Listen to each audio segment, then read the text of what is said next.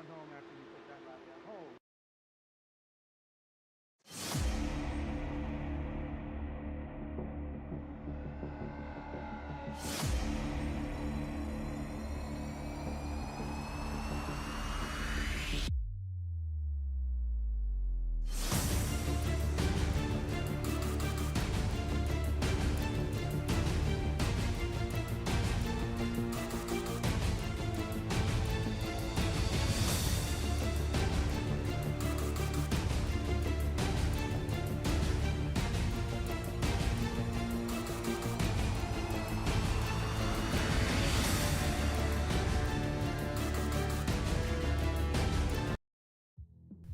Are you looking for professional broadcasting on a budget? How about broadcast with colorful commentary, guest commentators, and after-race interviews? Do your league branding and social media graphics need a facelift? Custom results and series graphics looking like a fifth grader did them? Event organization taking up way too much of your time? Engage GTC TV and let us help you show the world your events.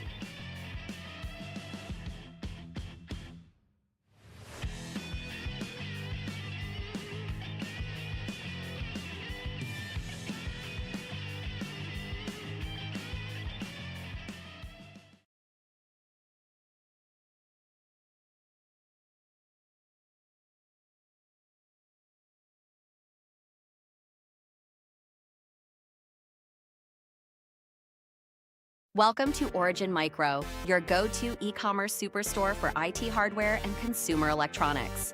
With over 2 decades of experience, we've earned a reputation for delivering superior customer service and offering top industry brands at competitive prices. We provide a wide range of products from various manufacturers. From notebooks and desktops to networking equipment and VoIP devices, we've got you covered. Our fully stocked warehouse ensures that you'll find the products you need when you need them. And with our expert team always ready to offer personalized support, you can trust Origin Micro for all your IT needs. Origin Micro, your IT e-commerce superstore, serious deals, superior service.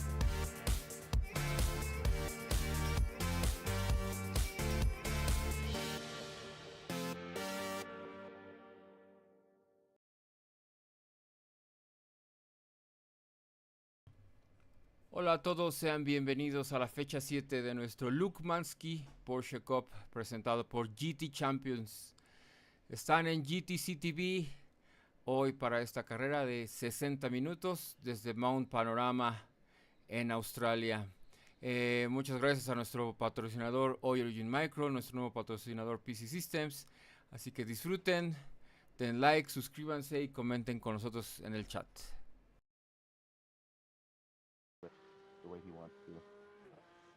Herzlich willkommen zum 7. Lauf des Manske Racing Porsche Cup. Für mich steht heute ein persönliches Highlight an, denn diesmal geht es auf eine meiner absoluten Lieblingsstrecken, und zwar der Mount Panorama Circuit in Australien. Hier gibt es eigentlich immer Action und mal sehen, wie sich die Fahrer auf dieser anspruchsvollen Strecke schlagen werden. Ich wünsche euch allen viel Spaß beim Zusehen und lasst gerne ein Like und ein Abo da. All right, folks. Welcome to GT Champions Manske Porsche Cup.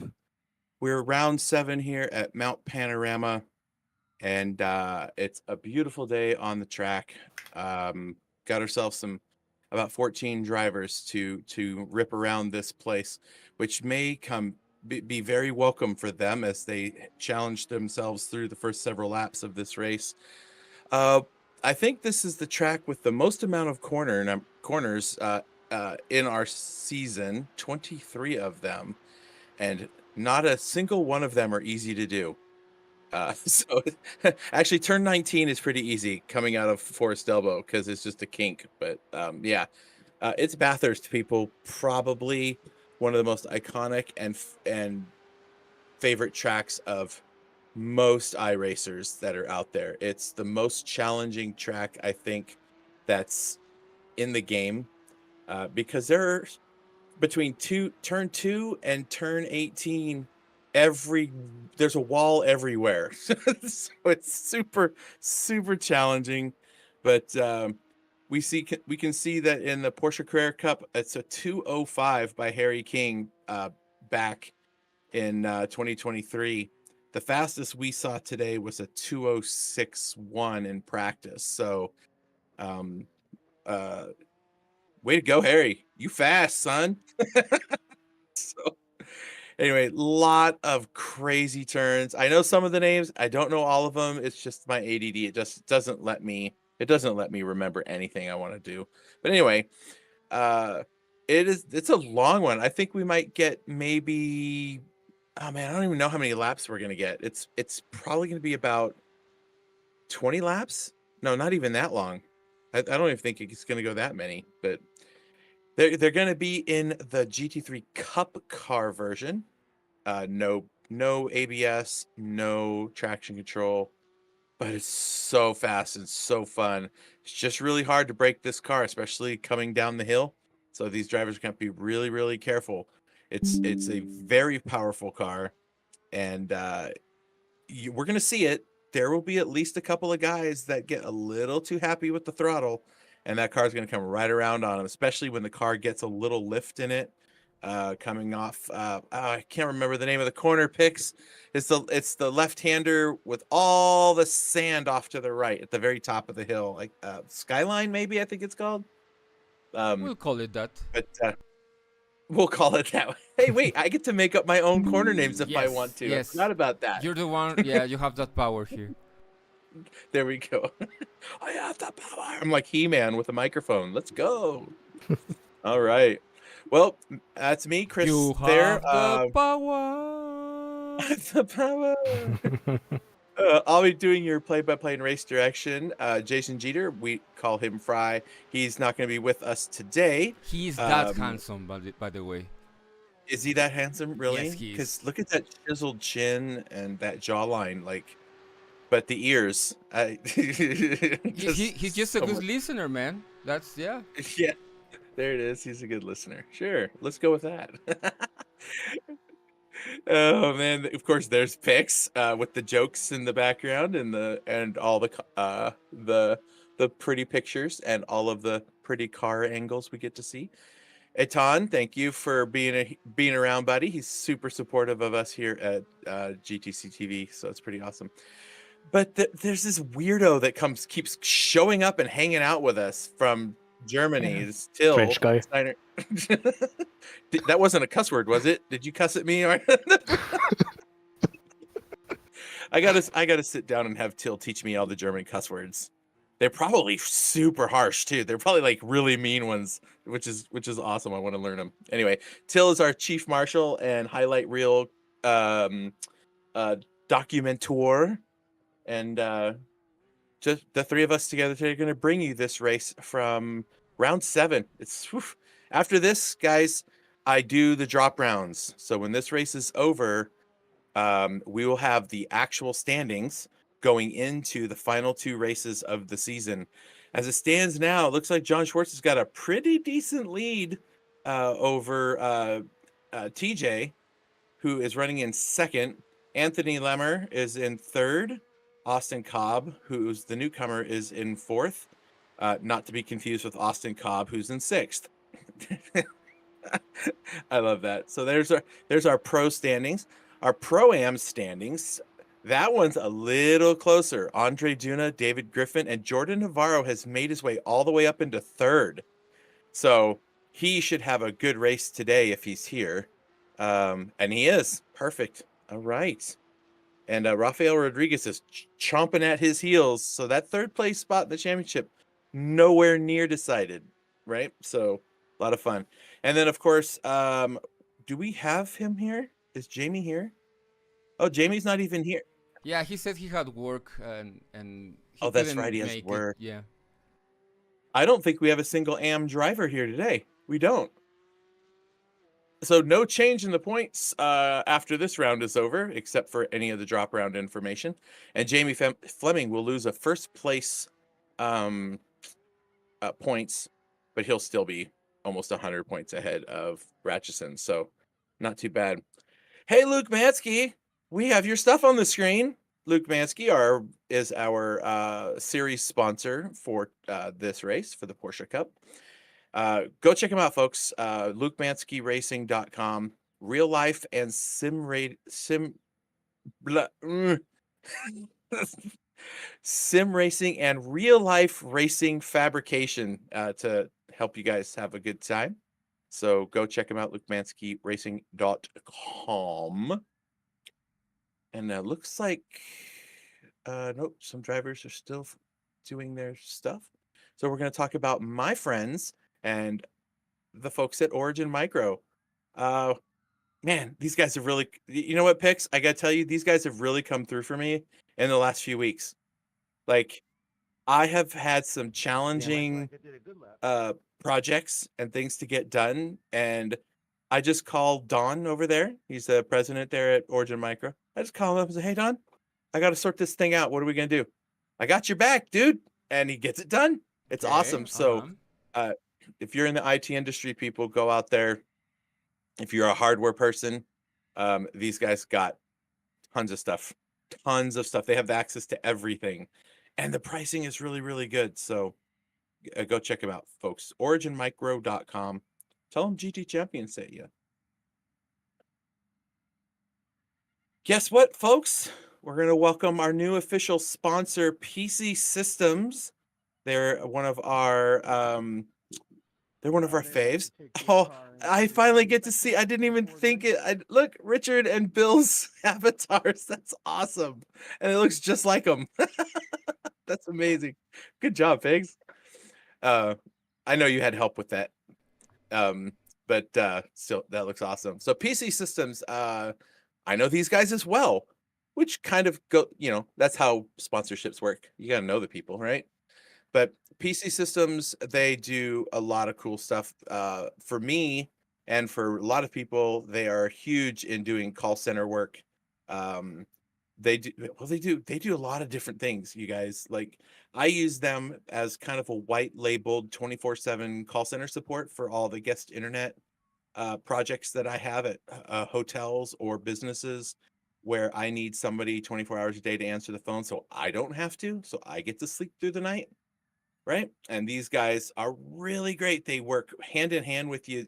People don't even know that they're not part of our group. They answer as our company. They're just awesome, you guys. And they do so much more. They're more than just answering the phone, and they're not just ticket takers. They have a set of they have people on their team that can actually, if you provide them the right access, they can actually troubleshoot and solve some of the smaller issues, so that engineers and stuff, people like myself, we don't have to do that. We don't have to be, "Oh, let me help you get your Xbox working on the Wi-Fi," right? I don't have to do that stuff. So go check them out, guys. PCsystems.com. Welcome aboard, Richard and the crew. Bill's the senior engineer, and I talk to him probably once or twice a month. I talk to Richard once or twice a week. So great group of guys. So go check them out, folks, and tell them GT Champion sent you, or reach out to me. I'll make an introduction for you. That's fine too. So welcome, Richard. Yay.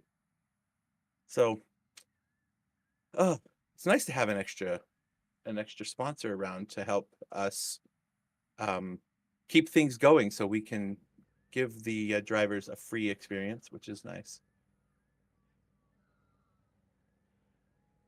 All right, here's our results. All right, guys, everybody, here's your grid. Austin Cobb on pole for the pros. David Griffin, your fastest AM.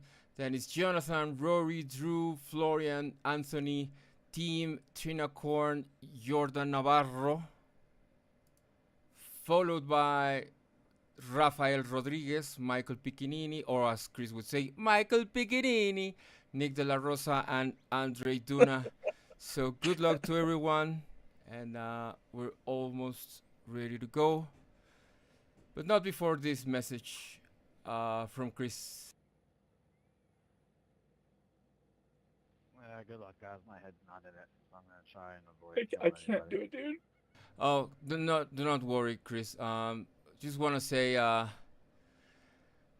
rest in peace, Lee. Friend, partner here. He helped us, and sometimes English is not easy for me. So when something like this happens, it's even easier to say some words, some kind words for someone that was kinder for everyone here at GT Champions. He always had a minute to listen. If you were in the Discord, you could just read what everybody has been saying about him. So I don't think I personally need to say anything, because Lee's actions spoke for him. So just that, Lee, you will be remembered, and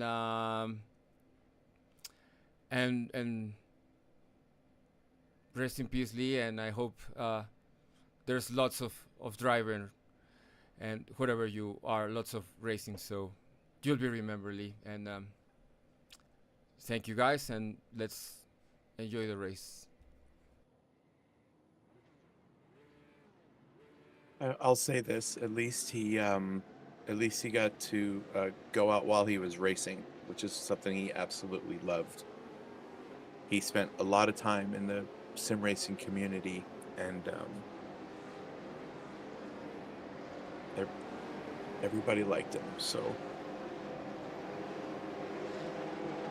okay. Thank you, Pix. All right, I'm gonna think about something else as the pace car cuts across the pit lane entry line, which he's not supposed to do. That was unsafe. Anyway, Austin Cobb and David Griffin are gonna lead the group into turn one, heading up the hill for the first time. The lights are on, and it is full send. We got to see if all these guys can keep it clean into turn one. Ooh, on the inside, who is that? Trying to make a move up the inside, 3 wide into turn one. Oh, someone's blinking. Oh, that was close. And up the hill they go. So Austin Cobb has the lead, but Schwartz is on the outside. David Griffin pushing Austin. Oh, that's the dirty side of the track for Schwartz to try to go around the outside. He's gonna pull back in and try to tuck in, which he does. Oh, a couple of people into the wall. We'll see if they can hold it together. It's not too bad. Did Andre? Wait, who's is that? Michael Piccanini back there? And okay. Okay, he did. Okay, I know Andre Duna. It said he didn't have a time, so he's trying to make his way up. Here we go up the hill, and this is the one I was thinking was what was the name I gave it, or Skyline or something? I think it might be what it's called. Here we go. This is one of the hardest parts of the track right here to get this car. It's all off camber when you're going through the corners, and too much braking locks up the tires. Then into Forest Elbow for the first time. This exit is so critical coming out of here. Oh, see that? And David taps the wall just enough to slow him down. Look at Andre kind of pulling away. Down Conrad, and oh, the end is going to be tough. Who's going to do it? Is Jason? Oh, he's going to go for it. Nope. He's like, let's go. I'm going to push you. You look at him peeking out there just to make sure he can see. Just so he can see where he is on the track. Oof. That's a lot of Hypre cars up at the front of the track. Oh, there we go. Florian Horvath is, several of the drivers are running decals in honor of our friend Lee. Whoa. There's Jordan Navarro. He's running a livery there for him. Florian Horvath. Maybe most of the people may not know, but for like a year and a half, Lee was our social media guy. He was the one that was making all the posts and keeping everybody informed and answering their messages that when they send them to our social media platforms. He was our mental health liaison, which there are several guys. If you're in our Discord, you can go read about it. There's several of the guys that have all but said that if it wasn't for having Lee as someone to talk to, things would be significantly different in their lives. So he was a super helpful guy, always soft-spoken. Oh, Jeez Louise. That was not soft at all. That was a whack. Holy mackerel. I told you, these walls are out there to catch these guys. Rough it. Oh, these guys are keeping it tight up the hill. I love it. These are the... Oh no, who was that? Oh, Rory O'Shea, he's waiting for everybody to get out of the way. Reverses the other way. No, that's forwards. Now you can go. Michael's like, do not pull out in front of me. All right, Rory's got some work to do. David Griffin still leading Jonathan Schwartz. David Griffin's got this track figured out, folks. Look at him go. He loves this track. He does so much racing on this track. That, oh, is that so? Okay. Well, there you go. Everyone has their favorite track, right? I've got my favorite track, which doesn't happen to be in the series this year. There's David Griffin on camera. Look at those 3 screens, lucky dog. I need to spend more money on my hobby. But it's the jersey that gives him the speed. It's the jersey. That's where the speed comes from. Oh my gosh, that's funny. Guys, I'm so excited. It's only a few more weeks, and then I'm going to be in California at Laguna Seca with my brother for a race weekend up there. That's going to be so much fun. I'm going to try to do a live broadcast from their picks. I think it would be fun to walk around and do like one of the YouTube lives or something. That'll be good times.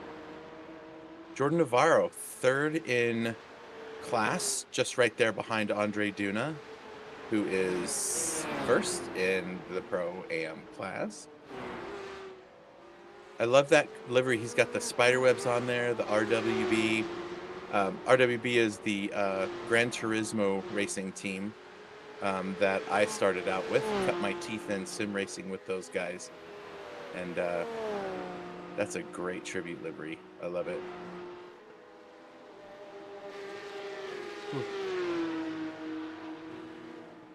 Yeah, that was okay. It was a rough day. Austin Cobb, 1.6 seconds up the road. He's got another second or half a second over Jonathan Schwartz. And Mr. Boyer now is right behind Mr. Schwartz. Tim Connolly up in 5th, a few seconds behind those guys. So the pros, with the exception of Rory, have all filled up 5 of the top 6 spots, which is where we expect all of them to be. But we have to see if they can manage to keep it out of the wall for the whole of the race. Austin Cobb, I spent some time racing with him on track the other night, doing some practice in this car on this track. Man, the dude is quick. He and TJ Connolly, they're buddies. They think they live in the same town. So TJ said, "Hey, you should come race in this." And Anthony's like, "Oh, all right." And then he comes in and just... remember, what was the guy's name that came in to GT3 Open, I think it was? And his first race, I think, with us was at Coda. It starts with a K, I think. But, no. The guy that came in and just started and won every race. Ken something, maybe? I can't remember. Yes, Ken Copeland. That's right. And he came in and everyone was just like, okay, that guy's on a league of his own. that's kind of what Austin and comes in and says, "Hey, I'm gonna win all the races I participate in. Sound good?" So that's what he's done. Oh, what happened to Florian? Did he hit a wall? Because I saw a little marker for him somewhere. Oh, going side by side up into turn 2. Oh, little contact there. Yeah. Oh, wow. That was kind of a weird turn in. Maybe he didn't realize he was there. Ouch. Yeah. Yeah. And is that Thanpersit with him? Or Trinicorn? I don't know why I keep saying Thanpersit. Yeah, I think Florian thought Trinacorn was going to give up on the corner, and Trinacorn I just think didn't. So too. Yeah. Yeah, and he didn't have to. So, oh, it looks like Jordan Navarro got around to Andre. No, Oh, he was. oh, he was. Oh, okay. Well, I remembered him being right behind him for a minute, but Andre's got. Oh yeah. Oh, but look at the side of Andre's car. Oh my goodness. Pix, my girl kitty is at my door, shoving her paws underneath her and yelling at me to let her in. Why I isn't love it. she in there in the first place? Come on. Because she once was in here with me and jumped up on my desk in the middle of a broadcast, landed on my keyboard, made all kinds of problems. So I'll give her some iRacing love fan. afterwards. She is a racing fan. I've got pictures of her when I'm watching Formula One or I'm watching IndyCar, of her just standing up there with her paws up on the entertainment center, just watching the cars go around. And then she'll come sit on my lap. Till, do you have any pets? Any? No. No owls either. That's It's funny. not allowed. They don't let you bring those home from Hogwarts, so he Yeah. had to leave it there. Not nice.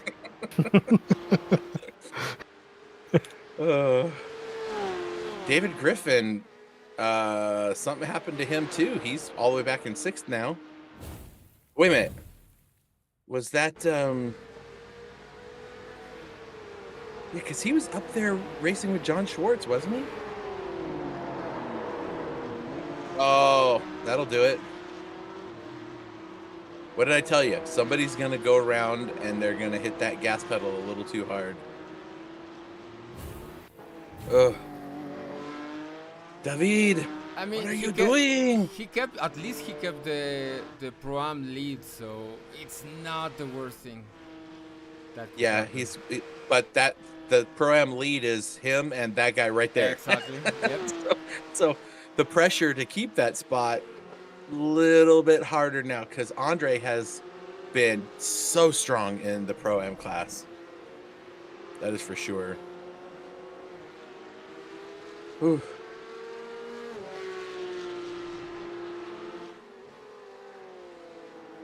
Nice and quiet on the track. The cars are just getting their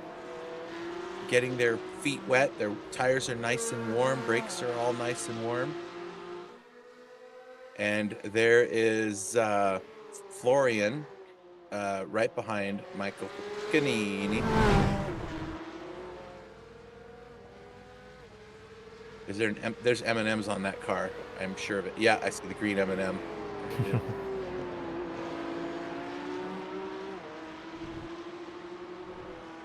You know, Lee's sister, I talked to her yesterday, and she said, man, he loved racing with everybody.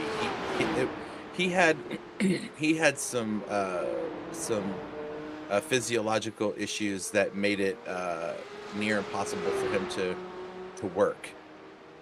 He struggled just being home and not being able to do a lot during the day. And when sim racing became what it is, oof, ouch. He grabbed onto that, and he's not the fastest racer.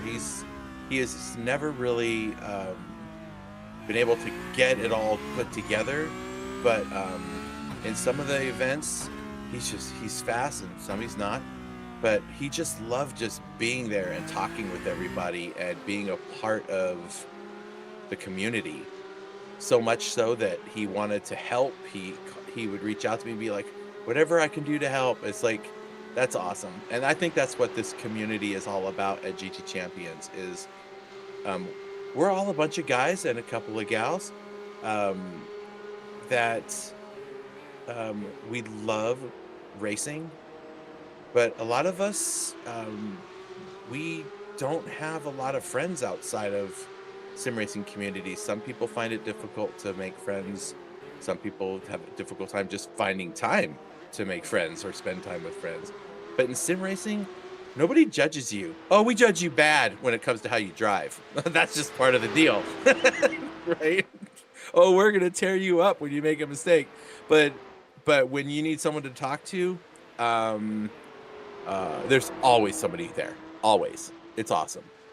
Guys, we're pretty atypical. Guys don't like to share their feelings and things like that, but here in our communities, you can absolutely do that, and that's what I think I love that more than I love the car racing. Maybe it's okay, maybe not as much, but it's right up there, people, because car racing is a load of fun. So anyway, he was always a good guy, always trying to help other people. Oh my goodness, everyone is, there's gonna be no paint on the side of any of the cars. The right-hand side of the cars are all gonna be scraped off at the end of this race.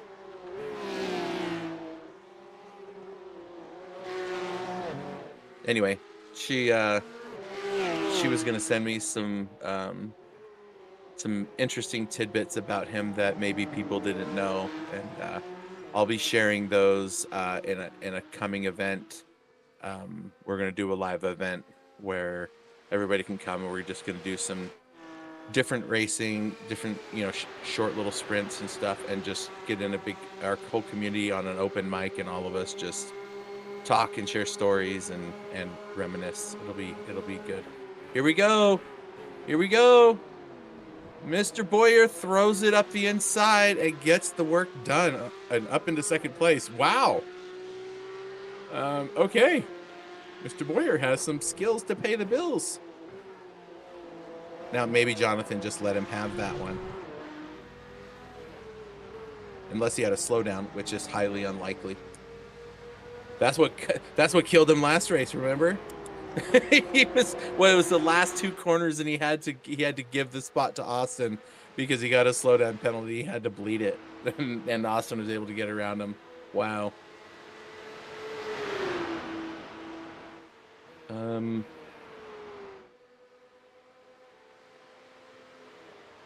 Oh, look at that. Perfect defensive driving. Gets his car over as far as he can get it to go. Oh, Jonathan's... Ooh, this is... You know what? It seems like everywhere Jonathan goes, we have somebody that's battling him. I love that.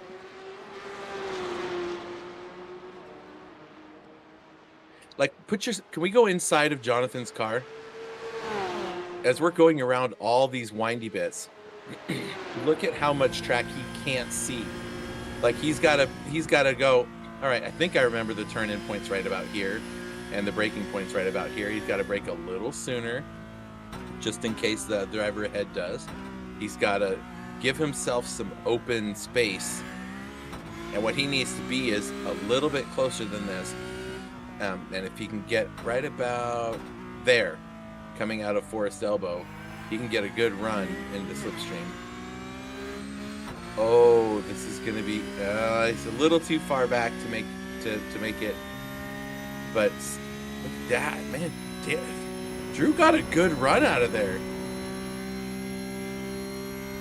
But you can start seeing he's closing up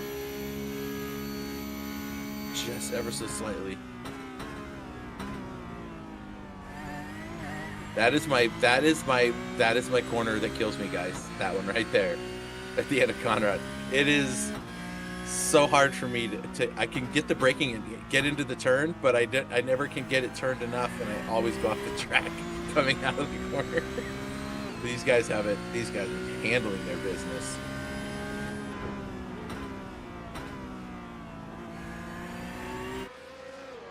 Ooh, it looks like Michael Piccinini and Rory are... Ooh, that's fun. Here we go. Jonathan Schwartz says, I'm just going to try to take this back, although I am just barely on the outside. Yep. I think Drew was like, you know what? I'm just going to go ahead and I'll just stay close. I'll just stay close.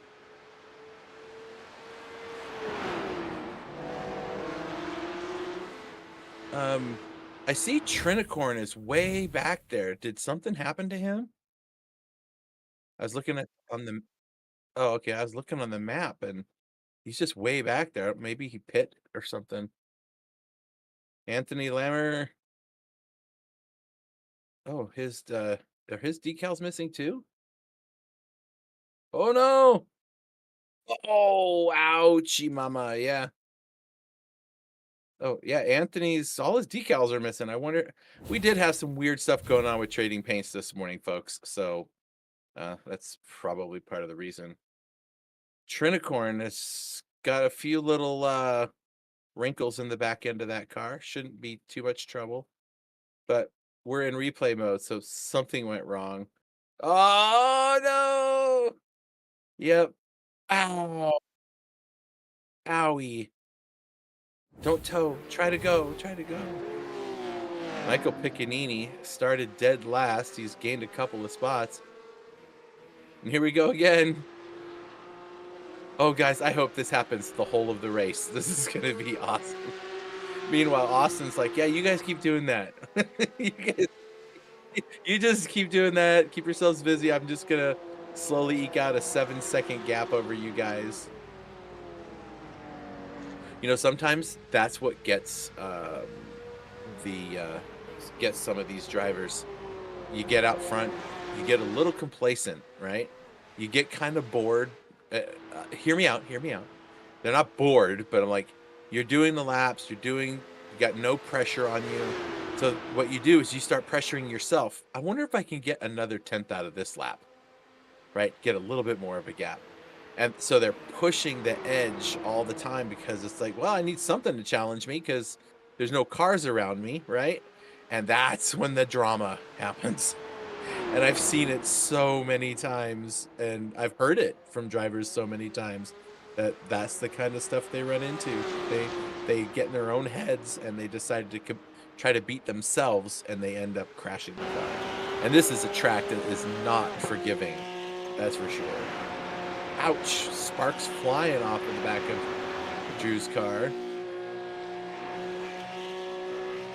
Drew's been around trying to get to these races, but his work schedule just keeps killing his opportunities. So he finally had a day open, and he says, and it's one of his favorite tracks. So that's awesome. I said, well, as long as you don't take out one of the leaders who are fighting for championships, then have at it. Tim Conley's probably like, dang it. Every time I'm going to get a podium. Chris, next week we are going to be announcing the upcoming season. We only have 2 rounds left of this one, after this one. So we're going to be announcing the next series, car, calendar, tracks, rules, sponsor, commentator, producer, steward. Maybe we have a new team that will do everything instead of us, or maybe no, but maybe not. Easier cars, more choices, popular. So hopefully everyone will join us to find out. Now here we go. John's gonna say, I'm gonna take one back now. Uh-oh. What's on? Oh, look at that car as a mess. Oof. What's weird is I don't see a marker for him as actually crashing, so he must have just hit the wall a bunch of times. But the right hand side of that car, look at it. Oh. Ooh, no. Yeah, I think he's realized. Wow, look at all that stuff still coming off the car. I think he's realized that he might have more damage on the back of that car than he thought he had. Oh. Yeah, look at that now. Now he's got damage. Oh my goodness. Well, at least he can drive it there. I watched a short video from a professional driver about how that if you're not, he's basically talking about trail braking, and he explained it so well that I'd never had it explained to me that well before. I am not the pros. They understand trail braking, right? That's why they're as fast as they are. And he explained that if you want to learn to trail brake, the idea is to go into every corner and try to spin the back end of the car around. And once you can do it every single corner, then what you do is you start adjusting your braking so where the car doesn't come around on you. But apparently, the trail braking is holding on the brakes. Watch this here. You're going to see them. See, these brakes are going to be on all the way to the corner, right? Trail braking is to keep the brakes on the car, and you're braking all the way to the apex. Not slowing down and then turning, but braking all the way into the apex. And the car should feel like the back end is about to come around on you. And then you know you're doing it right. Like, wow. And I went and tried that on this track. I gained 3/4 of a second consistently just by learning to do some of that. So, and the guys were still 3 seconds faster than me, right? But it's because they understand how trail braking works. Till, do you trail brake? Is that how when you race? Yeah, for sure. Yeah. Yes. You need to.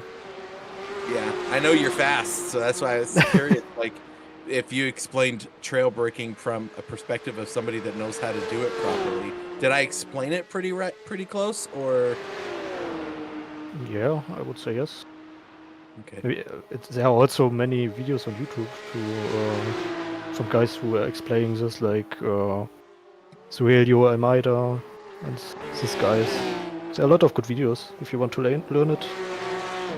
Yeah, I need to do that.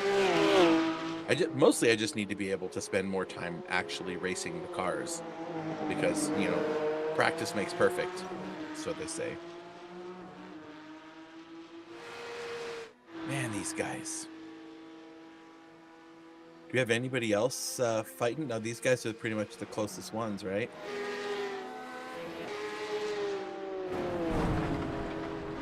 Oh.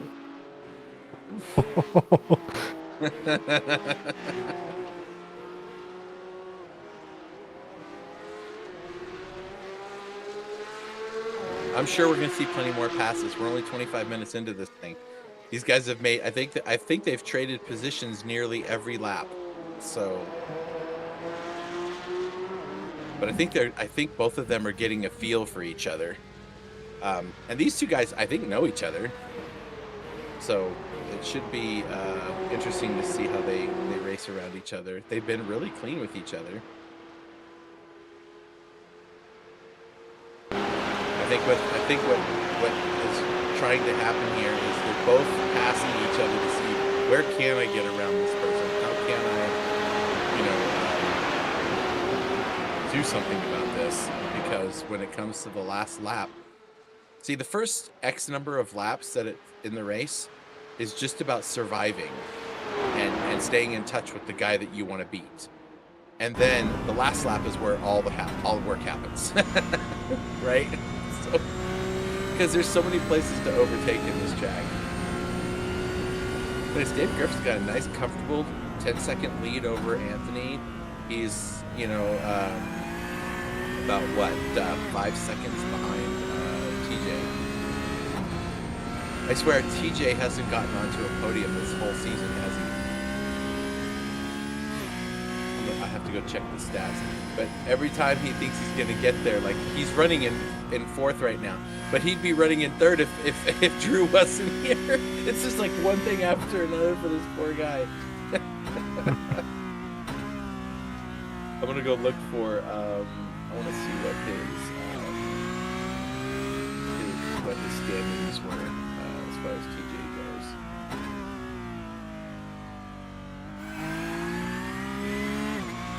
Let's see. So TJ has gotten 6 top 5s in every race. So he's finished in the top 5 every single race. John Schwartz has got 1 win and 6 podiums. But TJ has not got a single podium. Every time he's close, either something happens in front of him that he gets collected in. Right? That's happened, 3 times now? Different cars that... Actually, I think it's happened nearly every race. Somebody crashes right in front of him or spins on the track, and right when he's there and he's got nowhere to go and he gets collected in it. Oh, here we go. Michael Piccanini's telling Florian Horvath that I want this spot. Florian is not quite ready to give it up, but he kind of has to. Man, Michael's been around a long time. Remember the Ferrari Challenge? I think he was in that with us, right? One of the very first events that we did.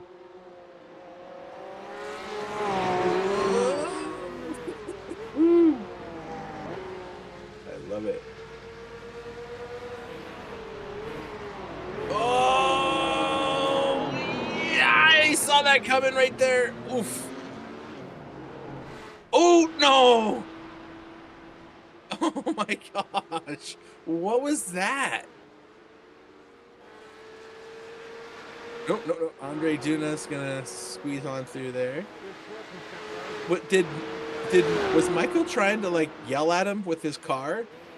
Or did he just like lose the back end under throttle? What was that? I want to go back and watch that. I want to see what that was about.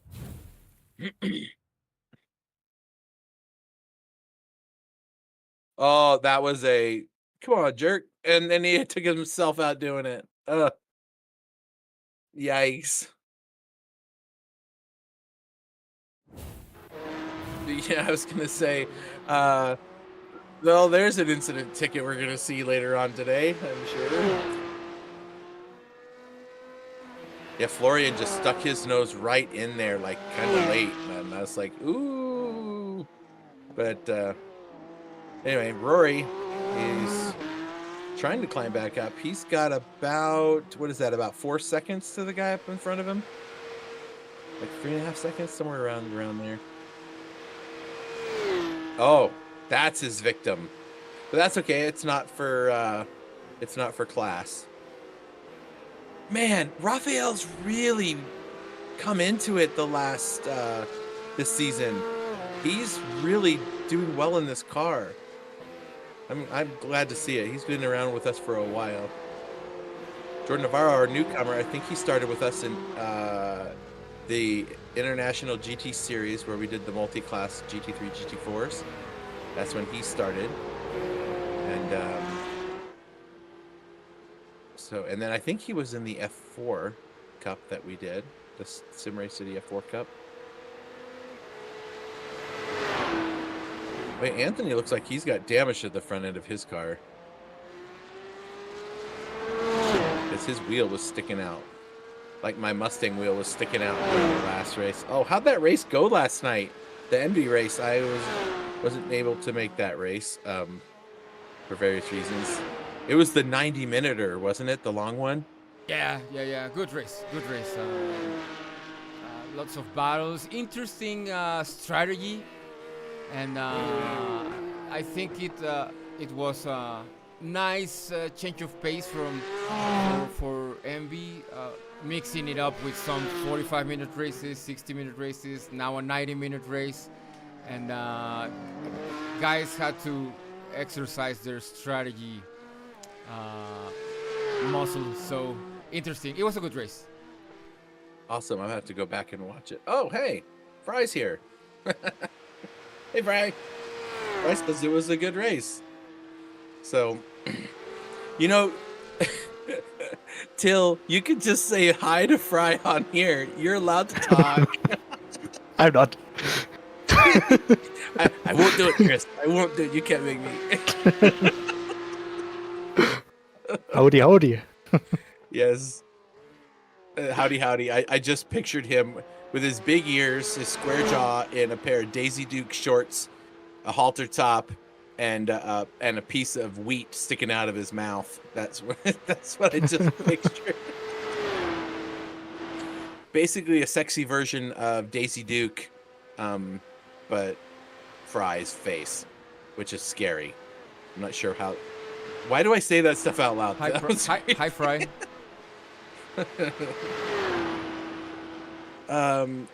I got a marker for Nick De La Rosa. Did he smack a wall or did he actually crash? No, he's not. Oh, he's running the same livery as Jordan. Yeah, They're both running. I think it was even Nick who designed it, if I'm correct. I'm not sure, but I think. Oh, here it goes. I already see it. Oh, no. Oh, Oh. You got to get Forest Elbow right. You really do. I told you I was trying to drive this car. That is, for me, the hardest part of the track is Forest Elbow. Is getting the car slowed down enough without locking up the brakes, but still be able to be competitive. It just, man. Oh, gross. Oh, gross. Fry, come on.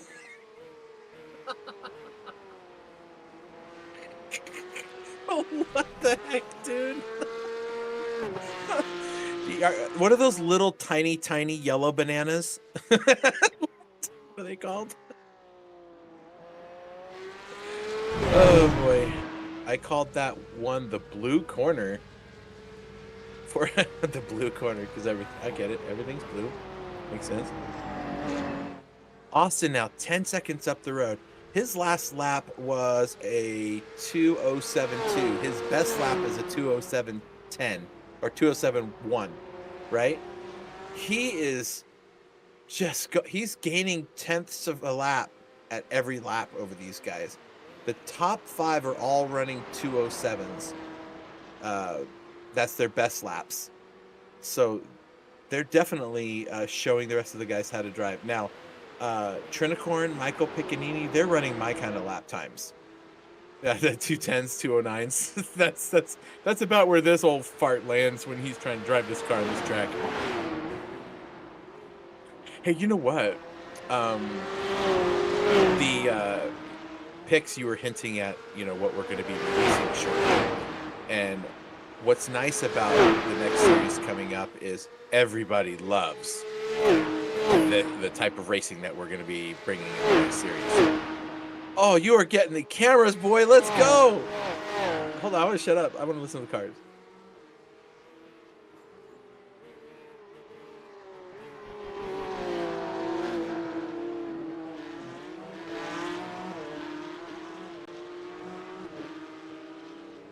Oh, you keep missing them. Where'd they go?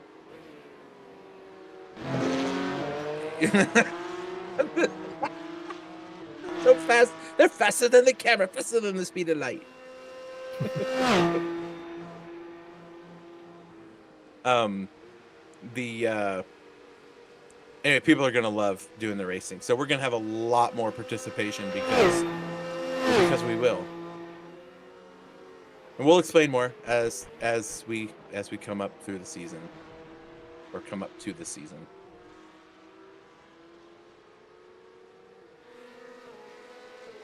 Okay, a little bit more space between these two now. They've kind of spaced themselves out. Got 23 and a half minutes left in the race. So they've got about 10 or 11 laps left. What I'm interested is, I'm pretty sure they can run without having to get fuel. But, I mean, screaming down Conrad and screaming up the hill, it uses a lot more gas. So I'm curious to see if they're able to make a full tank of fuel last. Or if they even ran a full tank. Oh, no. Oh, he was getting out of the way of the leader, I think. Oh, no, I said he crashed, so... His car is kind of crab walking, it looked like, after that. A little too fast. Oh, bam. And I am sure Austin was like, ah.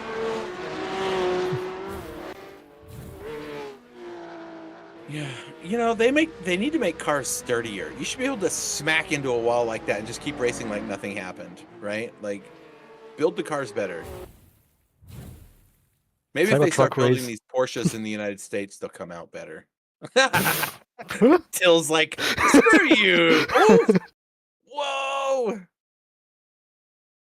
Is that Florian again? No, that's Jonathan. How did he save that? My goodness. On the limit. Yep, definitely. Now, pretty lonely race for team. Must be Yeah. Must be weird to have to do this mountain all by himself. Yep. He probably has an adult beverage to the side of him, maybe, just to help make it a little bit more exciting. I have don't know. Netflix. I have Netflix or something. watching Need for Speed or something on the TV. No, You the know, one track of is the fun things- enough. Oh, What's for that? sure, yeah. No, and The hard track is enough. fun enough. Hard enough as well, yeah. You know what we need to do? We need to do a supercar series. That could be fun. Maybe. Oh, hold on. Pix is gonna tell me stuff with his mic turned off. He has opinions. Let's go. I know, I'm teasing.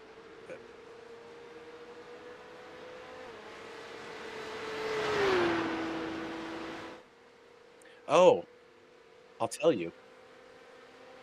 Okay. Porsche Cup. Okay. No, it's not then. It was. I was gonna say you could just ask him. He'll tell you. I'm sure he knows. I mean, actually, folks, we're talking about like some of the events and the winner. We were just talking about the winner's coin, which these drivers are fighting for. Right? They've got 20 minutes left in this race, 21 and a half minutes. And they're all fighting for the winner's coin. You probably have a picture of that somewhere. We could probably show everybody what the winner's coin looks like.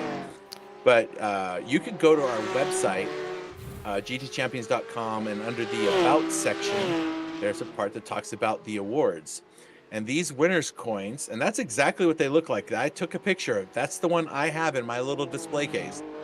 And you can go to the website, and under the About section, there's this section called Awards. And here we have a list of all the people that have won one of these coins and how and where they won them. And Till Steiner won it for the Pro class in the Porsche Euro Cup, and Morgan Smith won it in the AM class. Then Ken Copeland got one in the Pro class for the GT3 Open, and Santi Ramirez, he got the AM class coin for that same series. Then we did the Super GTC in Gran Turismo, which was GT2 cars, and Hovercraft. His name's Jose Lopez. He won that series and got his coin. And then we did the IGTS, the International GT Series, the America Challenge, and it was our first multi-class. Ouch. Yeah, Nick. It's all good, man. It's all good. We had our first multi-class event with GT3, GT4 cars, and Elias Sauer from, I think he's from Germany, right? One of the DG guys. He won that coin from the Pro class, and Florian Horvath, who is currently running in 13th here on the track, he won it for the AM class. So a lot of these guys come out and learn to race, and then they get to fight for one of those winner coins. So by the looks of things, if Austin Cobb keeps this up, actually I don't know if he's got enough. I don't think he's gonna be able to get enough points to get all the way up there.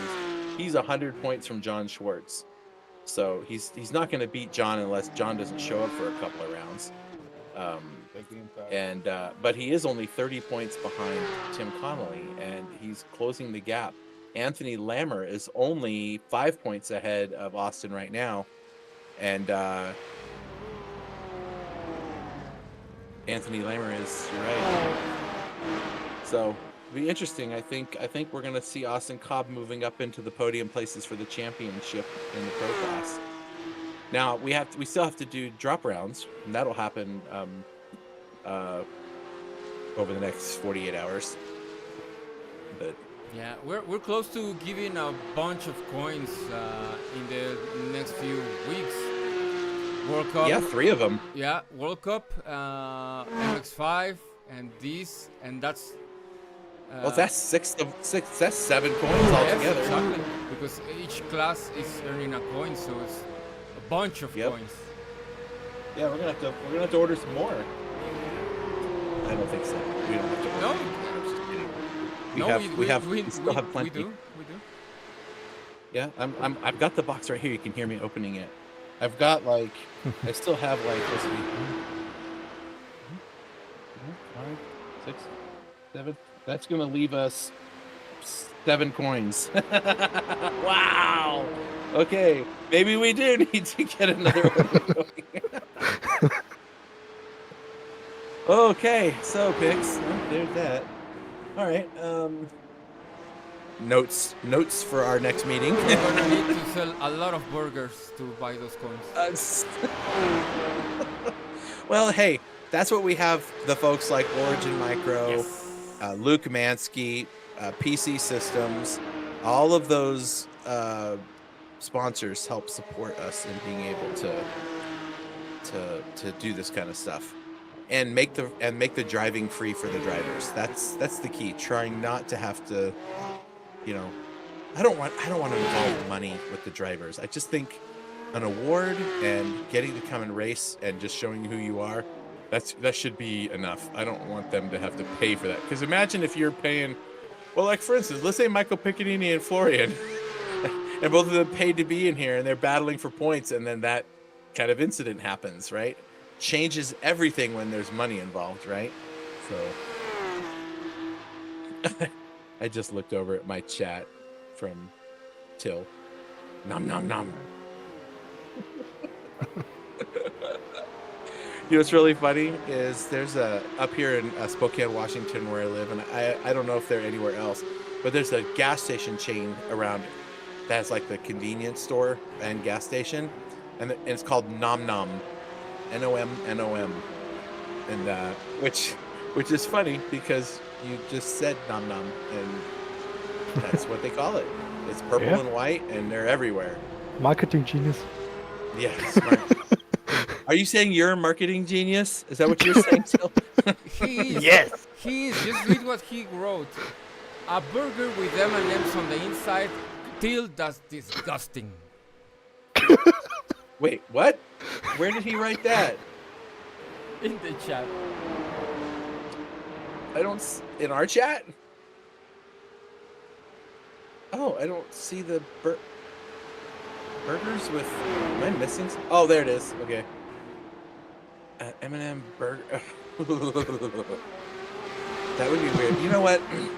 M&Ms are okay, like the first few, but they're just, you know, peanut M&Ms, peanut butter M&Ms, those are the good ones. Regular M&Ms, I'm not a fan of anymore.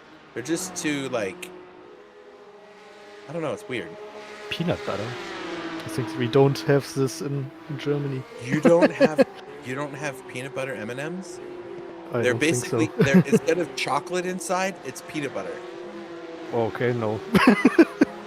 Never saw something like this. Wow, I gotta send you that. We got I don't know what's available where, but like if you go to Japan, you can get Kit Kats in so many flavors that just are not in the United States. And in fact, my niece is in Japan now. She's serving her mission for our church there for a year and a half, and she's in Tokyo. And I told her, I said, I'm going to send you money so you can send me back some Kit Kats from there. They have wasabi Kit Kats, which I tried one. Disgusting. You're like, yuck, so gross. I don't know. It's interesting what people eat in different countries, right? Like something that's a delicacy for people. What the heck? Fry has got hammock on the brain. Reading the chat. Peanut butter grapes wrapped in a hammock? Okay. There we go. That I'll do. That's what I'll do, Till. Peanut butter M&Ms. I'll do that. Yeah. In a sandwich. Marketing genius. Marketing genius. So here's what you need. You need peanut butter M&Ms and jelly M&Ms. And then I can have a peanut butter and jelly sandwich with the crunchy bits of the outsides of the right on a sandwich. So it's like making a peanut butter and do you guys have peanut butter and jelly sandwiches out there? Do you guys ever eat those?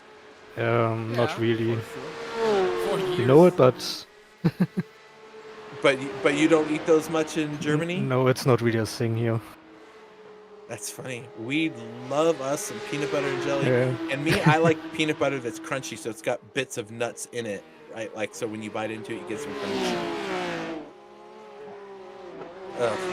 Okay, you got it. Okay, so have you bought your ticket to come to my house yet? So that well, I'll take you to some places. You'll eat some stuff that you're like, fried Twinkies? Or, yeah, they do that. You can get fried Twinkies where they put the Twinkies in a fryer and cook them in the grease. Your burger doesn't sound so disgusting now, Till. That's Fried Twinkies are worse. Fried Twinkies are much worse. Because fry is just gross. I'm kidding. Look at these two. So there's I said 11 fried minutes? Twinkies, not fried Twinkies. Oh. Here. Oh my goodness, look at these two.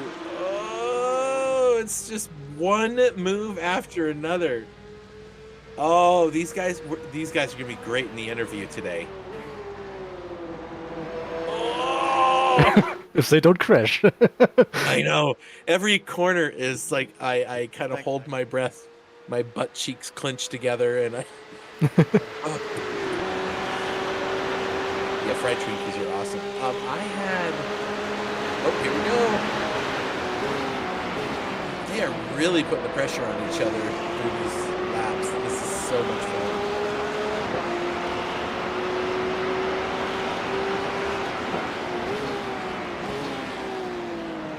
You know what else is fun, Till?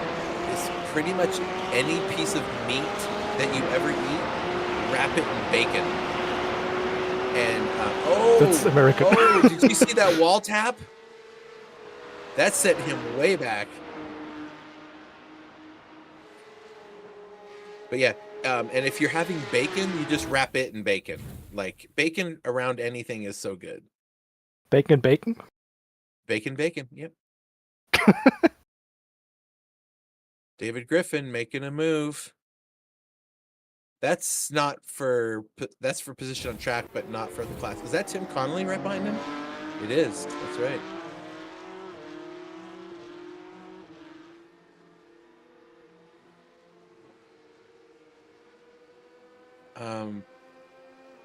Fry, are you drinking? Because he is sharing a whole lot of fun stuff.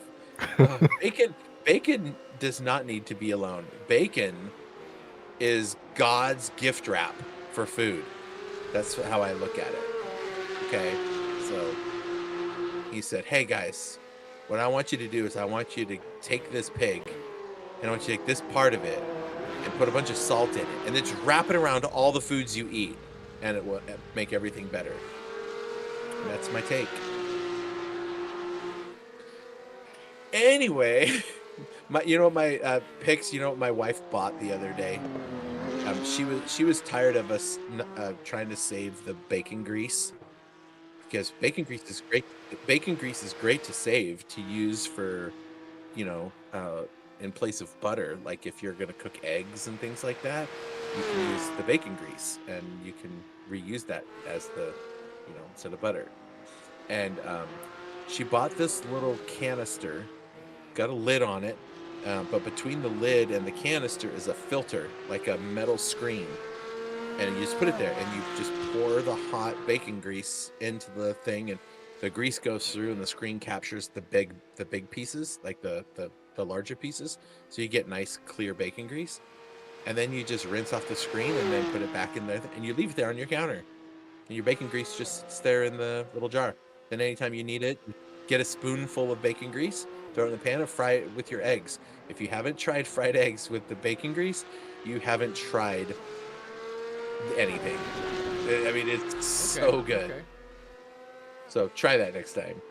Yeah. Next week we'll be opening the GT3 cooking channel. There you go.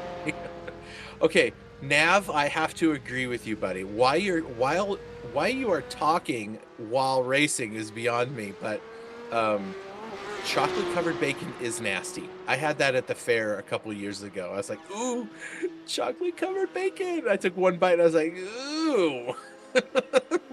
So clearly not everything. Oh, look at these guys. Look at these guys. Oh my gosh, this is so good.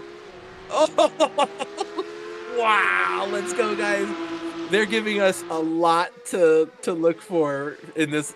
They go at 2 laps left. This one and one more. So they're heading into, not this time, but the next time around, it should be a white flag. Oh, no, wait a minute.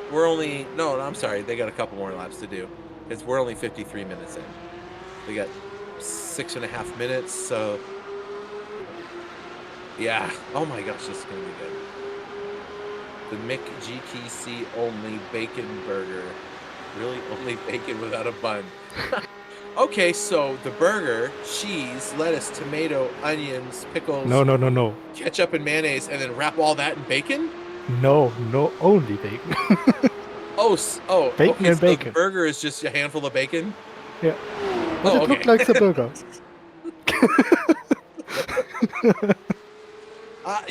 When you said that, my brain went to replace the bun with bacon, and that sounds delicious if you can make it work. I don't know how you can make that work, because you wouldn't want to cook the tomatoes and the Bacon bread. the mayonnaise and the ketchup and mustards and.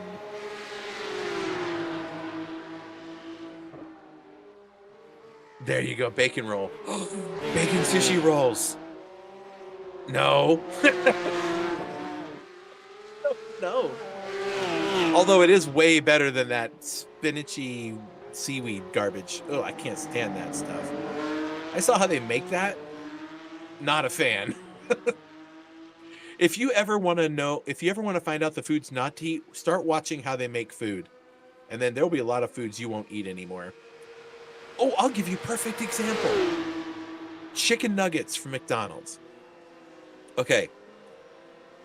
My niece, who, like I said, is in Japan, she went to McDonald's. She said the buns are big, fluffy buns, not like what we have in the United States. And then she said, and the chicken nuggets are actual chicken. Like, you open them up and it's the stringy chicken, like chicken breasts inside. Where in the United States, you take a bite out of them, and you're like, well, there's something in there. We don't know exactly what it is.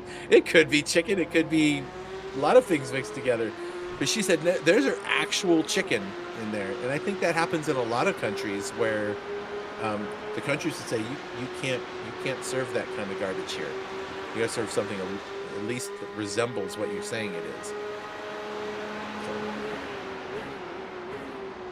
It's fries. I can't eat salad or seaweed. They're very different things, buddy. They're very different things. One of them comes out of the ground, and one of them's full of fish poo and pee and whatever that foamy stuff is that come out of whales. That stuff gets in there too.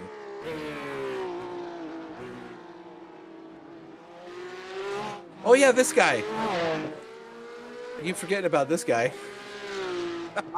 He's 20 seconds up the road. He's already lapped a couple of cars. He's about to put a couple more down. Jeez, talk about consistency. At the moment, he's close to 2 seconds faster than the rest. Wow. Oh Last yeah, lap. he is. He's been 207s the whole of the race. I don't think he's. Do we have like a lap by lap list of all of any driver? I don't know if we have that. If that's something that we can pull up.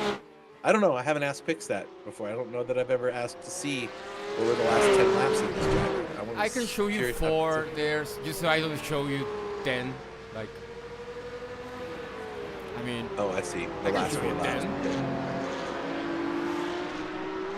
But there's 5 for you. Yep. What was that? Did that say 204? No. Oh, no, it's 206. Okay, it's very small for me. My eyes are, even with my reading glasses on, I can't see that stuff. But wow, Austin Cobb is just killing it. David Griffin's making his way back up though, 4th. Still running first in the Pro-Ams. Actually, where's Andre Duna? He's in 9th, but he's gonna finish 4th. I'm just curious what the championship's gonna look like after this, because Andre Duna has won 4 races for his group, and David Griffin has won 2. Now he's gonna have 3, presumably, if he holds it together for the next minute and a half. These guys are gonna have 1 more lap left. So this should be the white flag when these guys come across the start-finish line, because they're up at the top of the hill. Actually, that's going to be close. Yeah. They're over. Yeah, they're gonna cross the line. They'll have 1 more lap. So Jonathan has 1 last chance to make it work, and he's right there. Drew is not just going to be able to walk away from John. Into Forest Elbow they go. Or the blue corner, as Fry would call it, or Falcon corner. Listen to that car. Isn't it beautiful? That flat 6.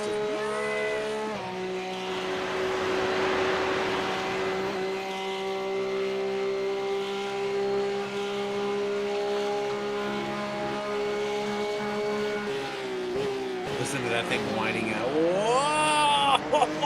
Holy crap. Ooh. All right. They're going to have 1 lap left, because they're going to cross the line before the time runs out. So last lap. This is the last chance. Now, this is good for somebody that Boyer is taking a 2nd place finish away from Jonathan Schwartz. Jonathan Schwartz may not be as happy about it. I mean, he is the points leader by about 60 points over TJ. So it's you never know. You never know what could happen, but everybody else is pretty well gapped out from each other. This is our battle on the track.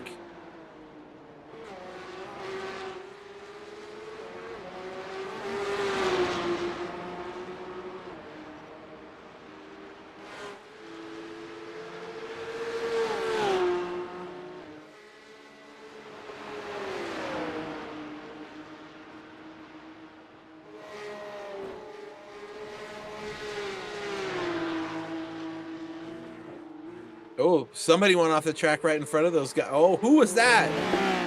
That was Anthony. Wow.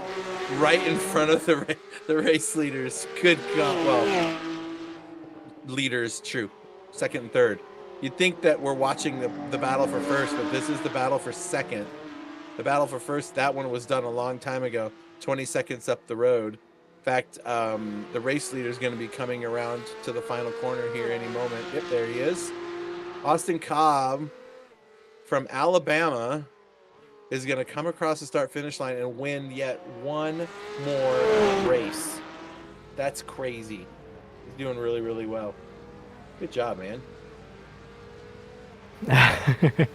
Are you kidding?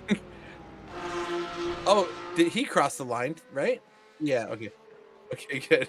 Oh, here we go. Jonathan's making the move into the last corner. He's going to try to get it done.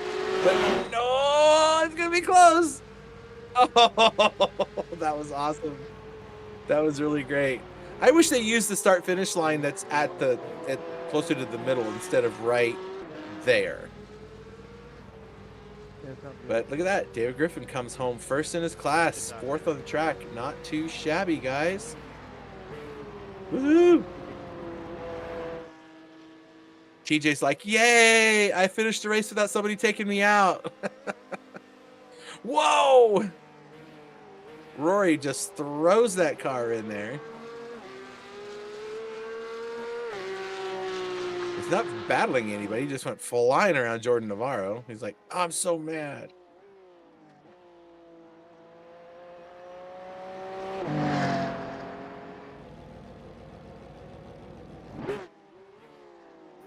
That was a pretty good race. There's the 2. Oh, look at that. I think they planned this to bring to bring Lee Murray's car across the line together. That's nice. I like that. Raphael's gonna come home in 8th.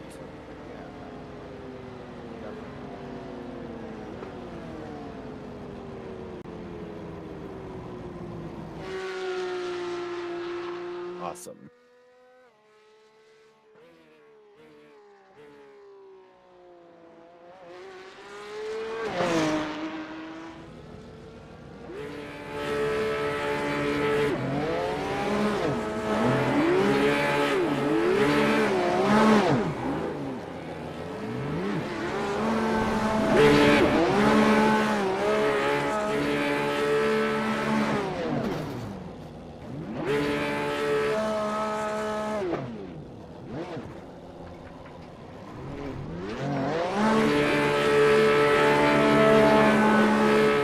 Oh my goodness, what a good race.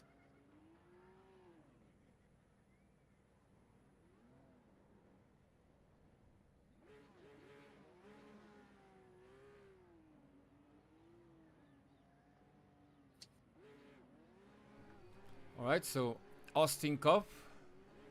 Again on the top of the podium, followed by Drew Boyer, Jonathan Schwartz, our championship leader. David Griffin wins in the AM class, and followed by Tim Connolly, Rory, Jordan, Rafael, Andre Duna, Michael Piccinini, Trina Korn, Florian, Nick, and Anthony.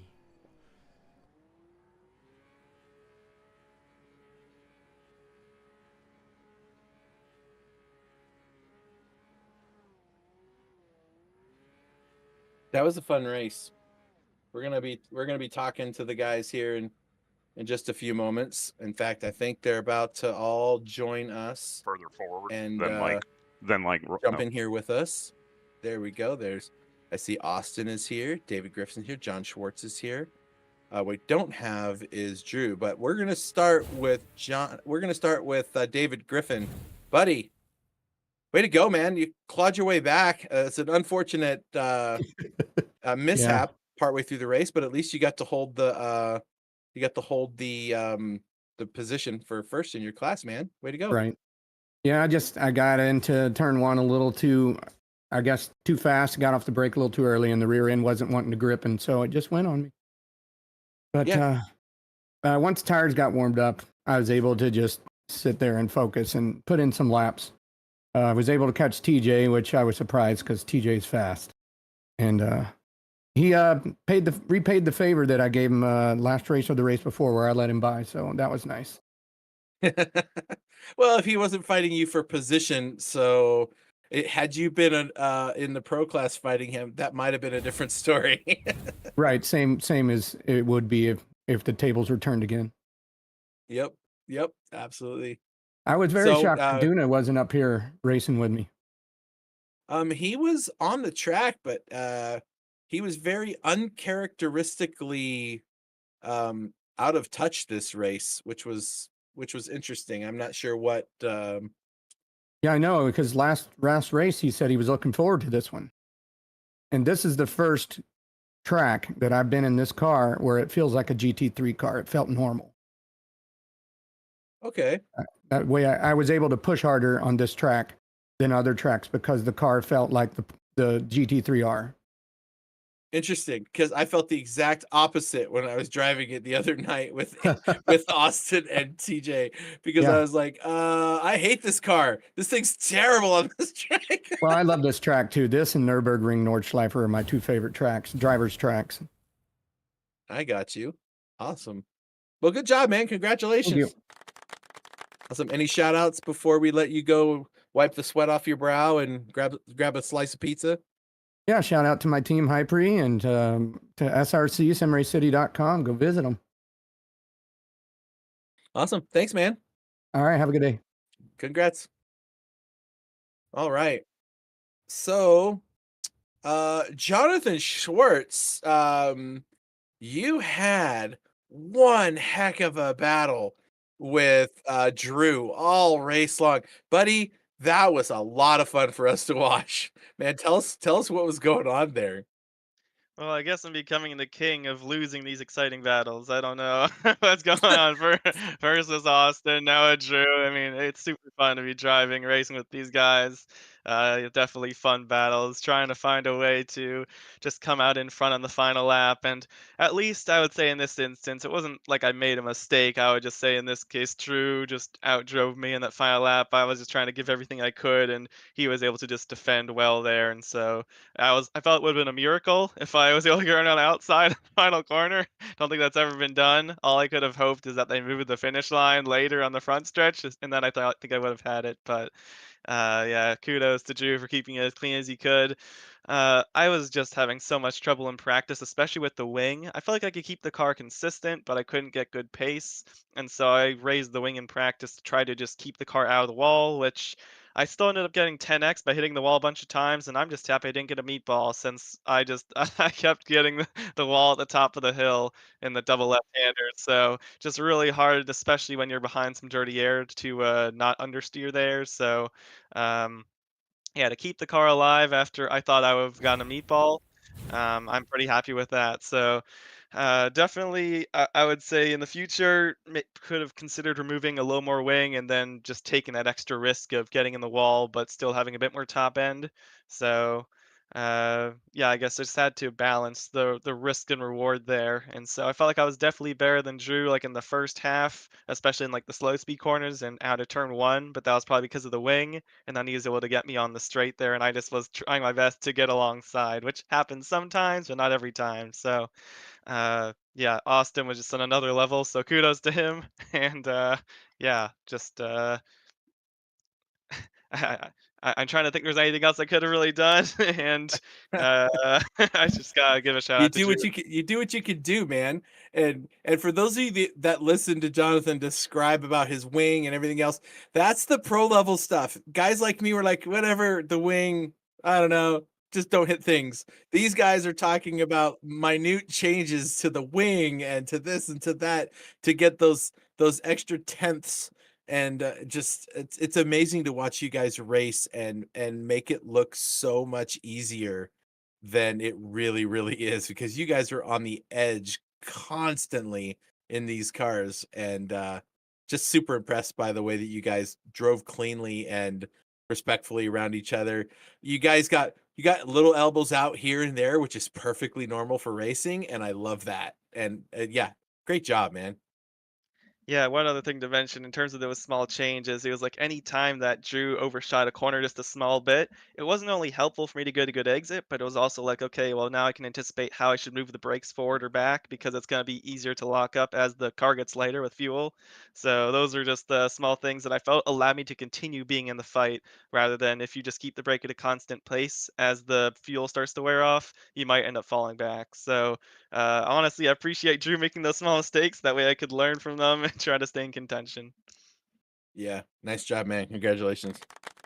Thanks. Any shout outs before we move on to our race leader?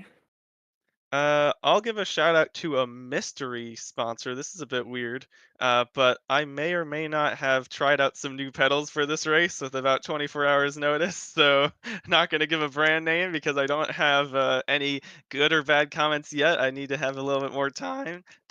But shout out to a mystery pedal sponsor. Oh my! So not only were you just competing with Drew through this whole thing, you're doing it on a brand new set of pedals. That was the case. These are the kind of comments, and Pick's gonna laugh. These are the kind of comments that just like they make me just so sad for how I drive. Like these guys show up with brand new hardware and they're still just beating the pants off of everybody, and I'm sitting here going, huh. That's awesome, dude. And now I want to know what pedals is Jonathan talking about. So hopefully next week he can share more with us from the podium. Yeah, we'll see. Go make some phone calls, man. Send them this Awesome. this All right. broadcast. There you go. Yeah, send them a link. Awesome. Good job, man. All right. Austin Cobb. Let's see. Which one are we going to give you today? How about this one? Ooh. Nice. Hey, if you keep winning them, I run out of little things to play. I'm gonna have to find some new songs to play. If you keep coming, I got 2 more to, I guess can expect from you out of the season. Congratulations, dude. Yeah, thank you. And I don't know about winning anymore. I've never even driven Interlagos before, so that's going to be a struggle to get up to speed. But That's funny. Bathurst. I've been waiting Hold on a for second. Bathurst. Wait. I've never driven it before. Everybody remember that when we're talking to him next week when the race is over and he wins it. Shoot. Yeah. Okay, sorry. Go ahead, man. Go ahead. Let's talk about this one. Yeah, I was gonna say. I mean, this is the one I've been waiting for. I saw Bathurst on the schedule, and this is my track. I love it. The flow. I was trying to help TJ out in practice Wednesday night, but it's kind of hard on the fly after a few brewskis. We One talked thing I was about that. one thing I was telling him is that this track is like all about flow state. And I even John was kind of messaging me a little bit saying he's like a little bit scared of the walls, and it's like you have to like get so comfortable with this track that you can come within inches, millimeters of the wall over and over and over. Like you just act like the walls aren't there. You just know not to hit them. But yeah, man, this track's all about flow state and just knowing all the little nuance. Man, I love it. So not a very exciting race on my end. I was just out there turning laps by myself. But for me personally, that was like the ideal race. Just pulling a gap, breaking the draft, and just settling into the zone and having a good time. Yeah, I mean, I picture you sitting in the car and like everything to the left and right and above and below, it's all just a blur, and you have that tunnel vision where you're just like in every movie where suddenly the guy finds his I don't know what you call it, and everything just kind of gets quiet and they Yeah. just focus, and that's how I imagine when you're driving. Yeah, since I wasn't under pressure for a while there, I was leaving a good bit on the table just about everywhere just to make sure I was safe, kept the car alive, knowing that the car always gets better in the later half of the stint. And yeah, so like I know at one point I clocked off like 3 fast laps in a row, and that's the flow state just hit. Like everything just lined up. The universe was like the planets aligned, and I was just like, boom, fast lap, boom, fast lap, boom, fast lap, and I was like, yeah, this is it. That's awesome. I was telling people during the race that sometimes if you're out that far up in front of people, that you get complacent's not the right word, but you get comfortable. You're like, okay, I could do whatever, and then you bored is probably the wrong word, but you get to where you're not competing against anybody, so you start competing against yourself and trying to find an extra tenth in the lap or something like that. And if you go just a little too far and you wipe the car out, right, and then you ruin your whole race. So there's like this delicate line, fine line between keeping yourself focused, like you said, in the flow state, and then just taking it that 1 millimeter, as you called it, too far, where you hit a wall and ruin your race. So wow, But yeah, it's a good race, that's a pretty great great track. race. Yeah, I had a lot of fun. So now I get to learn a new track, which is kind of exciting. I've been on iRacing for like 14 years, and I can't believe I've never driven this one. I own it. I've You've just never driven it. really Interlagos is such a fun track. Yeah, Like, I'm excited to learn it and learn how it races. I'm sure, if Drew shows back up, I'm sure John and Drew are going to be putting on a show, and maybe we can have a great 3-way battle and yeah, have a good time. yep. Well, the middle sector, the middle to middle end of the sector or the track, that's the hardest part. Lots of corners, all kinds of places for mistakes, and um, but it's gonna be really fun because that last corner coming out is a long ways from the start finish line. So it's a good chance for people to have some photo finishes of, you know, half a car length wins over somebody. I've seen Heck it yeah, so many Sound, times. sounds fun. That's what I'm here Oh, for. awesome. It'll be good to have you there. And then Yeah, next for season sure. when you come back, you can win one of the coins because I think you started a little late in this season, so you're not gonna I don't think you're gonna be able to get all the way up there. But the next season, which we'll be announcing later this week, we'll give you a chance to start the whole series, and you can win one of those coins. And then I don't have to ship them off to Germany. I can send one to Yeah. Alabama. So that'll be good. Sounds great. Well, I mean, at this rate, Also, John's gonna win. John's in the States, right? Yeah, he's in the States. oh yeah, he is. That's true. So So there you go. He's these gonna beat me to the punch. Jamie Fleming is in Australia, That's a long way to ship and a coin. yeah, that's a long way to ship a coin. Trust me, believe me, I know it. And Andre Duna is in where the heck is he? It's not Sweden. No, it's a blue flag with the white stars. Romania. Romania, that's probably His it. profile says Romania. Yeah, that's it. Yep. So Well, David anyways. Griffin just needs to beat him a couple more times, and then I can send it. I can keep it all here in the States. Awesome! Congratulations, man. Good job. Yeah, Any thank you. shout And outs again, before you take off? the usual, thanks to you guys and Luke Manske for putting this on. Been having a blast. I'm glad TJ told me about it. Looking forward to finishing out the season and running next season. Awesome. Take care of yourself, man. Good job. Sick. Have a good day, guys. Yep. Awesome. Well, that was a load of fun. I really had a good time with that race, and just getting a chance to talk. I love hanging out with my boys here in the booth. We have a good time, don't we? For sure we do. Well, folks, that was that. Now, let's talk about a couple things. So, in Gran Turismo, we have our time attack challenge beginning April 16th in the Porsche 911 RSR. This is in Gran Turismo, and we're going to be broadcasting it live here on GT Champions. It's essentially a one car on the track at a time. They get 2 hot laps to put the 2 fastest lap times together, and then that gets recorded, and then that car leaves, the next car comes on, and we do that for a couple of hours.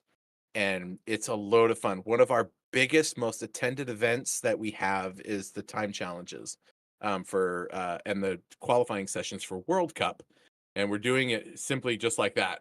So for all of you Gran Turismo folks, it's a great time to go and check out the website. It's all the information there. And PC Systems, our newest sponsor, is our series sponsor for this event. So it's gonna be a lot of fun. 4 races once a month on Wednesday evenings in the United States. So be a little difficult for our UK friends unless they want to be up really late, or I guess maybe early.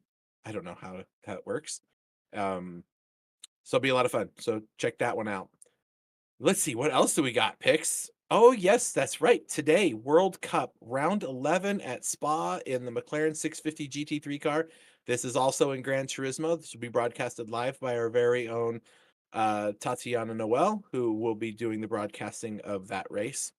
And that should be a lot of fun. 2 hours with some requirements on tires, and that'll be happening later this. Let's see, in about 5.5 hours from now. So come on back, hit that bell, and subscribe. That way you can keep track of when all this stuff is going to be happening. And then let's see, what else do we have? Oh yeah, and again, a big shout out to our newest sponsor, PC Systems. Richard PC there. I've known him for years, almost 2 decades. I've known that guy, and his company has always been top notch. They've always been helpful, and so go check them out, pcsystems.com. Let them know that we sent you, that their sponsorship here means something for our folks. And yeah, so go check them out. And of course, we have Luke Manske Racing and Performance, who is our series sponsor for this Porsche Cup. Thank you, Luke, for all you do. I hope you're out there watching and enjoying what you see. I know he does. He tells us in our private messages about how much he likes this. And he is going to continue to be a part of some of our events. So stay tuned for more of that. But go check him out, LukeManskiRacing.com, and find out what they can do for you with sim racing and real life racing stuff. Even those, what's the Ford Legends, the little coupes, right? Isn't that what he races in real life? Yep. I think that's what he races in real life. And I guess there's a newer version of it now that has, it's a little bit different. So he's working on that. I know. So that'll be a lot of fun. Anyway, Luke Manske, thanks, buddy. And of course, our global sponsor, Origin Micro. Go check them out, folks. They'll help you out with all of your needs that you have when it regards to hardware for networks, businesses, pretty much everything. They got IP phones, they've got laptops, desktops, they've got servers, they've got networking gear, they got everything, man. Every time I need something, I just go there and he's like, yeah, I got it. And it's cheaper than I find it anywhere. So pretty awesome. They stock all of their stuff, by the way. They don't drop ship from the manufacturer. They have millions of dollars worth of inventory and a giant warehouse on the East Coast that they store all this stuff in, so they can ship it that day. It's pretty awesome. So go check them out. Tell them GT Champion sent you, because again, we want our sponsors and partners to be rewarded for their efforts in supporting our groups. Oh yes, as Austin Cobb said, we're going to Interlagos, a track he's never done before, which is remarkable, right? Like, I don't know, that's just such a great track. And it's going to be a lot of fun in this car. These guys are going to have a blast in this car. It's so good around this course. So we'll be back next weekend, folks. Same time as always, 12 p.m. Eastern time, 9 a.m. Pacific. And whatever time, what time is it in Germany when this race starts off for you, Till? Wait, which way? What time do these races start in Germany for you? 6 p.m. 6 p.m. Okay. Is that UTC 0 or 1? +1. +1? Okay. So 5, yep. So there you go. 5 or 6 p.m. over there in the other side of the world for us. Well, not the other side, I guess. The other side would be like Japan or Australia. I don't know. Wait, whatever. it's summertime, so it's +2. Wintertime is +1, and summertime is +2. Yeah, sounds great. So anyway, somewhere around 6 p.m. You'll have to go check it out. Just hey, when we post them, just you'll see when they start. You were here. All of you were here, so And then we'll be closing it out with Spa. So just a reminder, this race was our last race before doing all of the drop rounds. So I will be calculating the least performing round of every driver. That could be a round that they missed, or it could be just their worst performing round. Everybody drops one round, and I'll be doing all those calculations later today or tomorrow. For the most part, everybody already had their drop round because they missed a race, so I won't be doing much. But guys like Jonathan Schwartz, who's been here every race, David Griffin, places like that, they've most of them they have to lose a race, and sometimes it's a first position. So if they've won every race. But anyway, so 2 more rounds left, and then we get the awards handed out. The pros are going to win a pair of those sim racing boots. I'm super jealous of that. Those look like they'd be so nice to have. Right? Pro-ams are going to get a set of gloves. Everybody that wins their class is going to get one of the winner's coins. And then the pros also get a seat to race in the official Porsche Esports Supercup qualifiers, with Luke Manske covering all the costs, training, anything they need to get themselves into that. So Austin, next time around maybe, but Jonathan Schwartz could get a seat. He's poised to get that seat and be able to race with Luke Manske and get into the official iRacing Porsche Esports Supercup. It's going to be exciting. 2 more rounds left to get that all sorted out, people. Those gloves are pretty nice. They look pretty good. All right. Well, Till, what'd you think of the race, man? Yeah, there can't be a bad race on this track.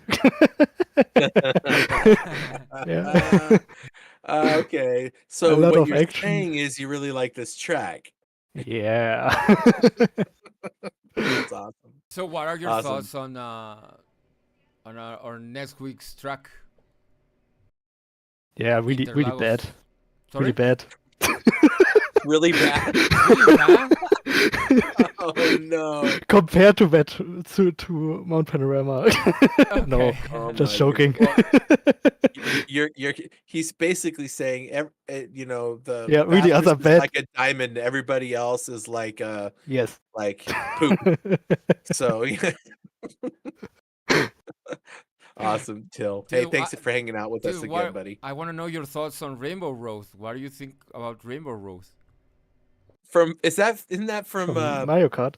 Mario Kart? What are your thoughts about on Rainbow Road? Yeah, really, really good track. Very realistic. But which version? Oh, the first one, original, always. Yeah, really nice. Well, I think I'm just a little bit too old to care about that. I'm not a Mario Kart person. I've never been a Nintendo person, really. Sorry. I'll play Maybe we tennis, should. bowling. You're more pole position. Maybe someday we could do like a Mario Kart thing, but I'll be just like the worst commentator because I know nothing about the genre or about the culture or any of the things. No, So we'll do a pole position time attack for you. oh, that would be good. Okay, that good. I can hear the sound in my head, Pix. I know the sound of pole position. Beep, beep, beep, beep. That's a classic, yeah. Yeah, Yeah. it sure is. Awesome. All right, Pix. What are your thoughts on today's event? I have to apologize to Austin Coe for not showing him that much, but it's Drew and Jonathan's fault. Yeah, well, if Austin wants to be on camera more, he just has to go slower. Keep them behind him, but like keep them nearby. Make it at least look like you're giving them a chance. Uh-huh. Awesome. Well, thanks, buddy. Thanks both of you guys for being here. Eton for everything. Fry, looking forward to getting you back in the booth with us. Thanks for covering last night for that race. And I'm Chris. Thanks for everybody for coming and watching with us. Like, subscribe, hit the bell. We'll be back later this evening. Tatiana bringing you the World Cup race, and then we'll be back next weekend for rounds 8 from Interlagos. So take care, everybody. We'll catch you next time around. Bye now. Bye. Bye. Welcome to Origin Micro, your go-to e-commerce superstore for IT hardware and consumer electronics. With over 2 decades of experience, we've earned a reputation for delivering superior customer service and offering top industry brands at competitive prices. We provide a wide range of products from various manufacturers. From notebooks and desktops to networking equipment and VoIP devices, we've got you covered. Our fully stocked warehouse ensures that you'll find the products you need when you need them. And with our expert team always ready to offer personalized support, you can trust Origin Micro for all your IT needs. Origin Micro, your IT e-commerce superstore, serious deals, superior service.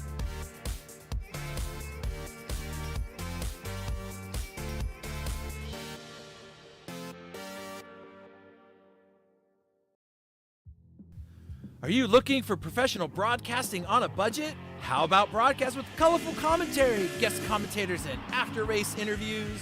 Do your league branding and social media graphics need a facelift? Custom results and series graphics looking like a 5th grader did them? Event organization taking up way too much of your time? Engage GTC TV and let us help you show the world your events.